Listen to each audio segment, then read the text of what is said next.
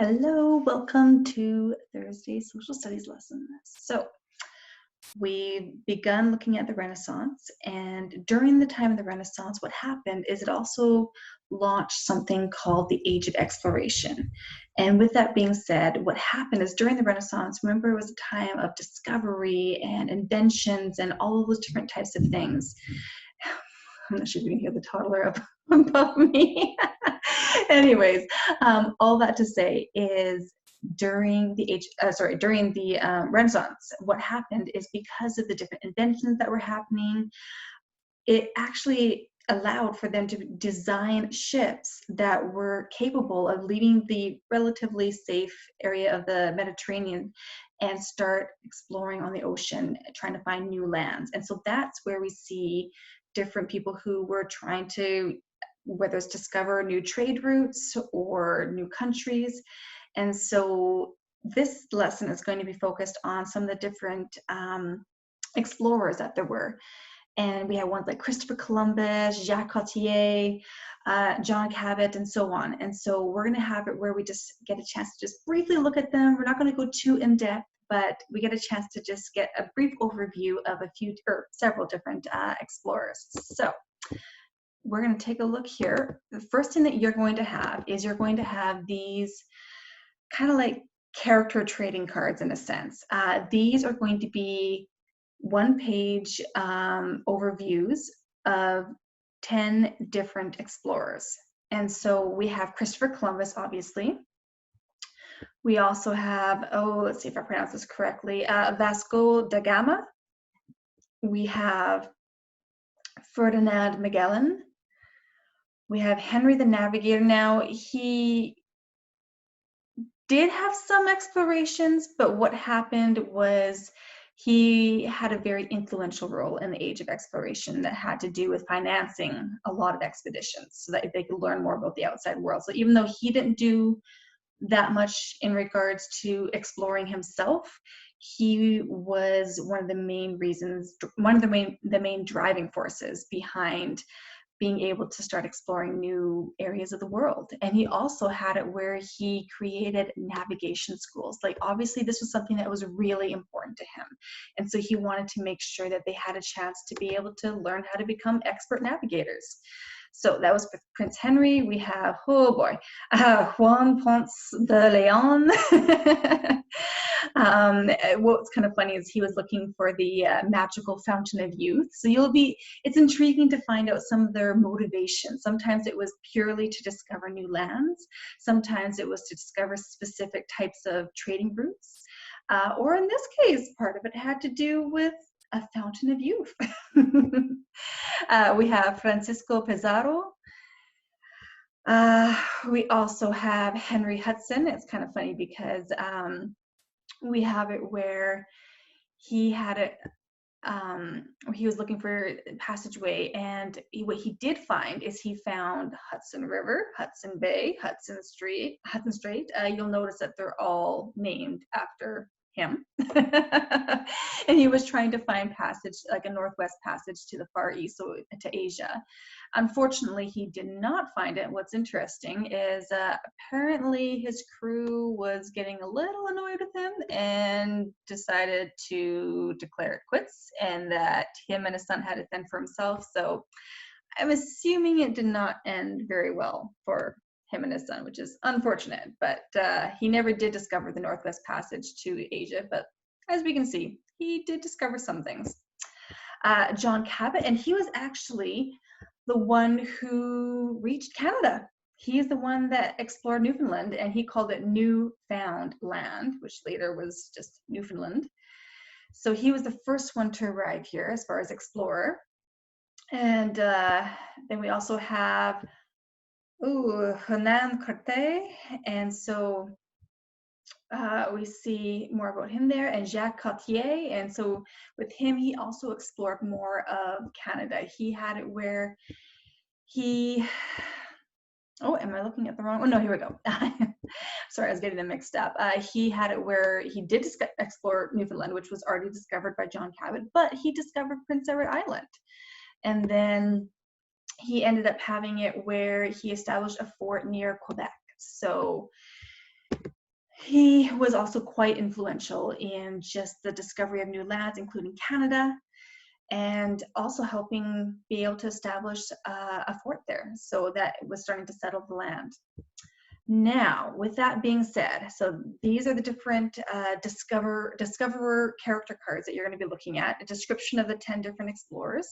Now, this document here, you're going to fill it out. Now, keep in mind, you got to make a copy first. Please make sure you make a copy of the entire presentation. Otherwise, yeah, you're not going to have your homework check complete there.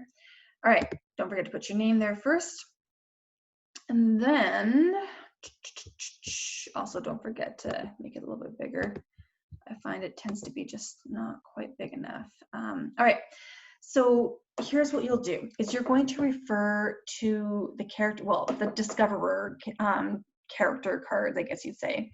And you're going to see if you can answer these questions. We have some who am I questions, and they give you some clues. And you will have it where you take a look at these explorer cards and write down the name of the explorer that they are talking about. All right, so you have, was it 10 of those altogether?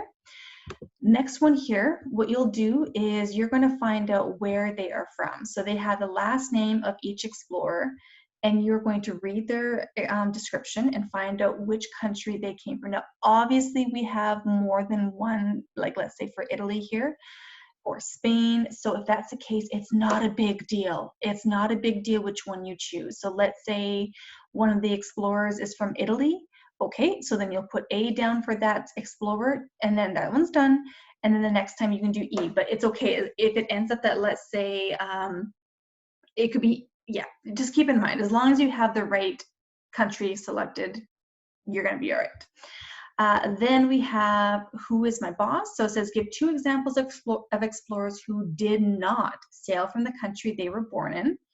Take a look there. And then question 2, why do you think it was common for explorers to work for kings and queens of different countries? So different countries. So why do you think that is the case? I want you to give your opinion for that one. You're allowed to do a little bit of research as well. It's up to you.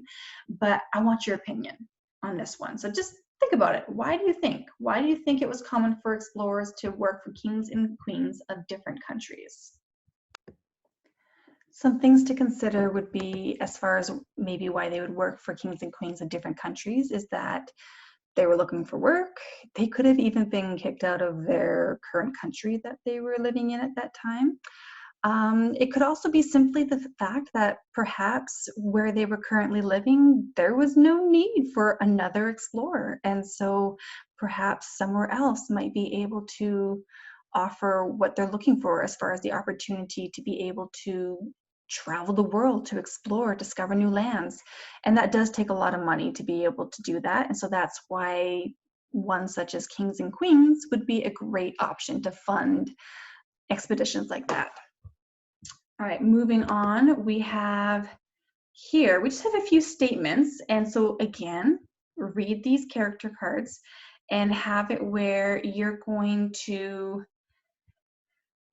read these statements. Now, obviously, you're not going to see this word for word in the Explorer cards, but with that being said, look at what the claim is. The claim that, let's say, De Leon or Cartier or Henry the Navigator. Have it where you read the statement and see, okay, is that true of what they did? So Henry the Navigator, did he have where he started his first school in Madrid, Spain? If we take a look here, we have Henry the Explorer, which is somewhere up here.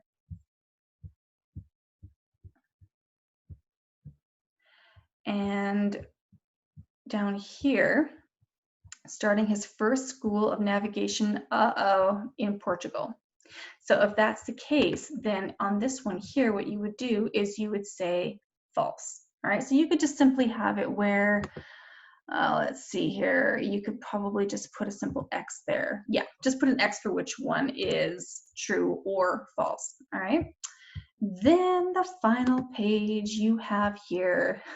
Don't you just love all these writing assignments? I'm sure some of you are, some of you maybe not so much, but I always find it so fun reading what you have to say. So you're going to pretend that you are hosting a dinner party where you get to invite 5 explorers from the Age of Exploration. So this would be, please choose 5 from the Explorer cards that we have up here.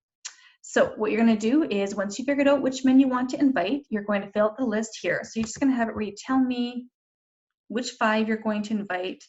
And then what you'll do is you're going to create a script. So it's along the lines of what you did for modernizing a parable. You're writing a script, and in that script, you're going to have it where you need to show me at least one major detail, whoopsies, one major detail and one major accomplishment from each explorer's life. So a detail could be something like maybe important facts. Remember how I was saying that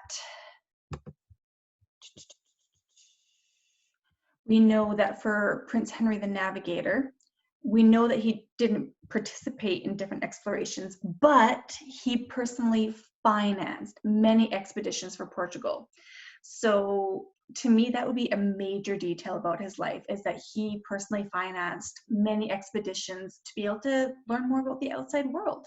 And what you could do then is that that's an important detail. An important accomplishment would be, oh, guess what? They were able to map much of Africa's western coast.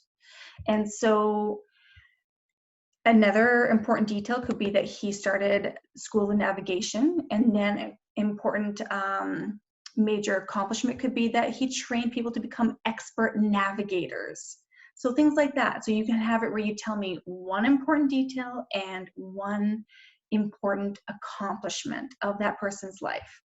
So going back here, just remember, details tell us about their lives, but accomplishments are big things that they are remembered for. All right. Now, whoopsies. So then down here, this is where the script goes. Have it where you maybe start off the scene saying, for dinner tonight, I have invited, and then just list your 5 people.